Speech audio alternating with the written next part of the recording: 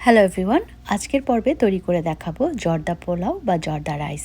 ঝরঝরে করে জর্দা রান্না করার জন্য যত রকমের টুকিটাকি টিপসের প্রয়োজন অথবা পারফেক্ট একটা মেজারমেন্ট যাদের দরকার তাদের জন্যই আমার আজকের এই ভিডিও।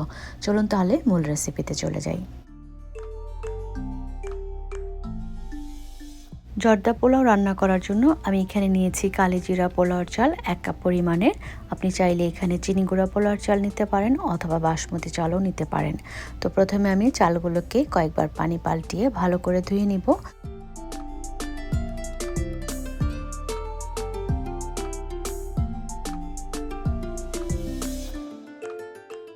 কয়েকবার পানি পাল্টিয়ে চাল ধোয়া হয়ে গেলে এই চালগুলোকে আমি কিন্তু সঙ্গে সঙ্গেই পানি ঝরিয়ে একটা স্ট্রেইনারে এভাবে ছড়িয়ে রেখে দেব প্রায় 15-20 মিনিটের জন্য। এবার আমি চাল সিদ্ধ করার জন্য একটা হাঁড়িতে গরম পানি নিয়ে নিচ্ছি। আর 1 কাপ চালের জন্য আমি এখানে 7 কাপ গরম পানি নিলাম। পানির পরিমাণটা বেশি দিয়ে চালটা সিদ্ধ করে নিলে কিন্তু ভাতটা রান্নার পরে বেশ ঝরঝরে হয়। এবার আমি এতে দিয়ে দিচ্ছি এলাচ, আর এলাচগুলোকে একটু এভাবে থেতো করে নিয়েছি, এতে করে এর সুঘ্রাণটা বেরিয়ে আসবে। এখন দিয়ে দিচ্ছি 2 টুকরো দারচিনি আর কয়েকটি লবঙ্গ। এবার আমি ঢাকনা দিয়ে চুলার হিটটা বাড়িয়ে পানিটাকে বেশ ভালো করে ফুটিয়ে নিব। পানিটা যখন বেশ ভালো করে ফুটে আসবে সে পর্যায়ে আমি দিয়ে দিচ্ছি ইয়েলো ফুড কালার। আমি এখানে পাউডার ফুড কালার ব্যবহার করেছি, আপনি চাইলে এখানে লিকুইড ফুড কালার ব্যবহার করতে পারেন। আর ইয়েলো ফুড কালারের পরিবর্তে অরেঞ্জ কালারটাও ব্যবহার করতে পারেন। এরপর আমি এখন দিয়ে দিব এখানে আগে থেকে ধুয়ে পানি ঝরিয়ে রাখা চালগুলো দিয়ে তারপর আমি হালকা হাতে একটু নেড়ে চেড়ে দিব যাতে করে নিচে লেগে না যায়। আর চালটা দিতে হবে অবশ্যই পানিটাকে বেশ ভালো করে ফুটিয়ে নেওয়ার পরে। এরপর আমি একদম হাই হিটে এই চালটাকে সিদ্ধ করে নিব 7 মিনিটের জন্য। আমার চাল সিদ্ধ হতে 7 মিনিটই লেগেছিল, আমি ঘড়ি ধরে 7 মিনিটই সিদ্ধ করেছি। তবে আপনাদের কারো কম বা বেশি লাগতে পারে, সেটা ডিপেন্ড করে চালের উপরে। চাল যদি খুব বেশি পুরনো হয় সেক্ষেত্রে কিন্তু সময়টা একটু বেশি লাগতে পারে। চালগুলো সেদ্ধ করার পুরোটা সময় কিন্তু আমি মাঝে মধ্যে এভাবে চালগুলোকে একটু নেড়ে চেড়ে চেক করছিলাম যে চালটা কতখানি সিদ্ধ হয়েছে। এ পর্যায়ে আমার চালগুলো কিন্তু ভালোভাবেই সিদ্ধ হয়ে গিয়েছে। তো আমি আপনাদেরকে একটু ক্লোজলি দেখানোর চেষ্টা করছি। চালগুলো দেখতে এরকম আস্তই থাকবে, কিন্তু একটু চাপ দিলে দেখবেন যে এটা গলে যাচ্ছে। সে পর্যায়ে সঙ্গে সঙ্গে কিন্তু চালটাকে চুলা থেকে নামিয়ে পানিটা ঝরিয়ে একটা স্ট্রেইনারে এভাবে ছড়িয়ে রেখে দিতে হবে, যাতে করে এর যে গরম ভাবটা আছে সেটার থেকে যেন চালটা ওভারকুক না হয়ে যায়। আর চালে যে আস্ত গরম মশলা আছে সেগুলো কিন্তু এই পর্যায়ে আমি তুলে ফেলে দিচ্ছি। আর চালটাকে যত তাড়াতাড়ি সম্ভব ঠান্ডা করতে হবে, সম্ভব হলে ফ্যানের নিচে দিয়ে ঠান্ডা করে নেবেন। এখানে আমি আবারও দেখাচ্ছি চালটা কতটুকু সিদ্ধ হয়েছে। এবার আমি জর্দা রান্না করার জন্য এখানে একটা non sticky heavy bottom pan নিয়েছি। এতে এখন আমি দিয়ে দিলাম 3 টেবিল চামচ ঘি। এই রান্নাটা ঘি দিয়ে করলেই বেশি মজার হয়ে থাকে, তবে আপনি চাইলে তেল ঘি দুটো মিক্স করেও করতে পারবেন। তো ঘিটা আমি হালকা একটু গরম করে নিচ্ছি। এখানে আমি কিছু পেস্তা বাদাম আর কাঠবাদাম কিশমিশ নিয়েছি, এগুলাকে ভেজে নেওয়ার জন্য। তো আমি ঘিটা হালকা গরম হয়ে আসলে এগুলাকে ভেজে নিচ্ছি। আর এর পরিমাণটা কিন্তু আপনারা যার যার পছন্দ মতো কম বা বেশি করে নেবেন। চুলার হিটটা মিডিয়াম টু লোতে রেখে আমি এই বাদাম কিশমিশগুলোকে ভেজে নিব কালারটা একটু চেঞ্জ হওয়া পর্যন্ত।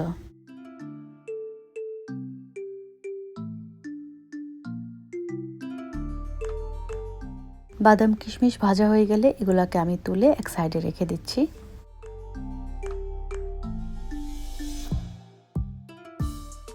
বাদাম কিশমিশ তুলে নেওয়ার পরে যে অবশিষ্ট ঘিটা রয়েছে এখানে আমি এখন পানি দিয়ে দিচ্ছি 3/4 কাপ, আর চিনি দিয়ে দিচ্ছি 1/4 কাপ।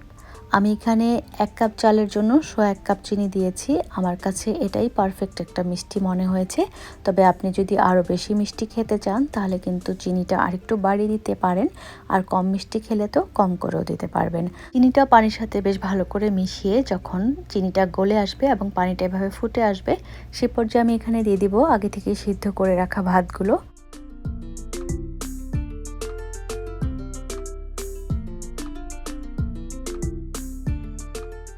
চিনির শিরার সাথে এখন ভাতটাকে বেশ ভালো করে মিশিয়ে নিতে হবে। আর এই পর্যায়ে চুলার হিটটা ছিল মিডিয়ামে। এবার আমি এতে দিয়ে দিচ্ছি কিছু মোরব্বা, ভালো করে মিশিয়ে নিচ্ছি। চিনি শিরাটা যখন ভাতের এরকম গা মাখা মাখা হয়ে আসবে সে পর্যায়ে চুলার হিটটা একদম লো করে দিয়ে ঢাকনা দিয়ে ঢেকে দিতে হবে। আর ঢাকনায় কোনো ছিদ্র থাকলে এভাবে বন্ধ করে এটাকে দমে রান্না করতে হবে 15 মিনিটের মতো। 15 মিনিটের মধ্যে আমি কিন্তু এই ঢাকনাটা খুলিনি। তো 15 মিনিট পরে আমি ঢাকনা খুলে এটাকে একদম নিচ থেকে উল্টে পাল্টে দিব, যাতে উপরের ভাতটা নিচে যায়, নিচেরটা উপরে আসে। এতে করে জর্দাটা কিন্তু রান্নার পরে বেশ ঝরঝরা হয়।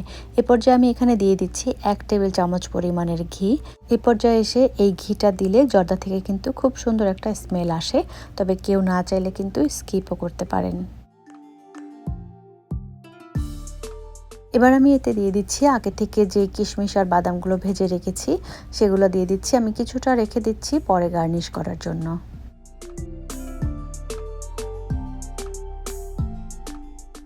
এবার আবারও এটা ঢাকনা দিয়ে একদম লো হিটে রান্না করব 8 থেকে 10 মিনিটের জন্য। 8 থেকে 10 মিনিটের মতো দমে রান্না করার পরে এ পর্যায়ে আমি ঢাকনাটা খুলে একটু উল্টে পাল্টে নেড়ে চেড়ে দিচ্ছি। পানিটা কিন্তু একদমই শুকিয়ে ভাতটা এরকম ঝরঝরা হয়ে আসছে।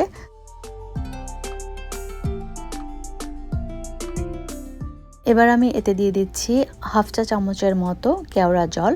এটা একেবারেই অপশনাল, কারো ভালো না লাগলে কিন্তু এটা আপনারা স্কিপ করতে পারেন। কেওড়া জলটা দেওয়ার পরে ভালো করে মিশিয়ে নিয়ে আবারও আমি ঢাকনা দিয়ে ঢেকে 3 থেকে 5 মিনিটের জন্য এটা দমে রান্না করছি। তো আমার জর্দা রান্নাটা একদমই হয়ে গিয়েছে। এ পর্যায়ে আমি একটু আবারও উল্টে পাল্টে নিচ্ছি আর খুব ক্লোজলি দেখানোর চেষ্টা করছি। দেখে নিশ্চয়ই বুঝতে পারছেন যে জর্দাটা কতটা ঝরঝরে হয়েছিল, আর এটা খেতে তো দারুণ হয়েছিল।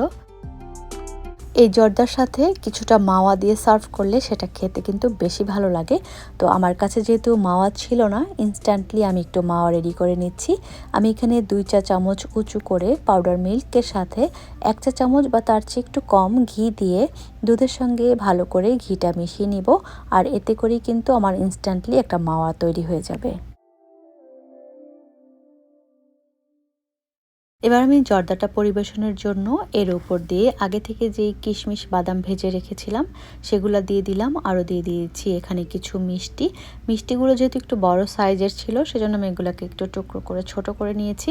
আপনি চাইলে এখানে ছোট ছোট মিষ্টিও ব্যবহার করতে পারেন।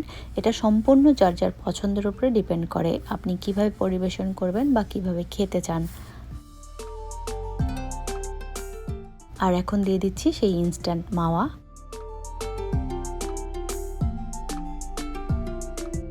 আমার এই জর্দাটা খুবই ঝরঝরে হয়েছিল আর খেতে হয়েছিল অসাধারণ। ভিডিওতে আমি অনেকগুলো টিপস শেয়ার করেছি, আশা করছি আপনাদের সেই টিপসগুলো কাজে আসবে।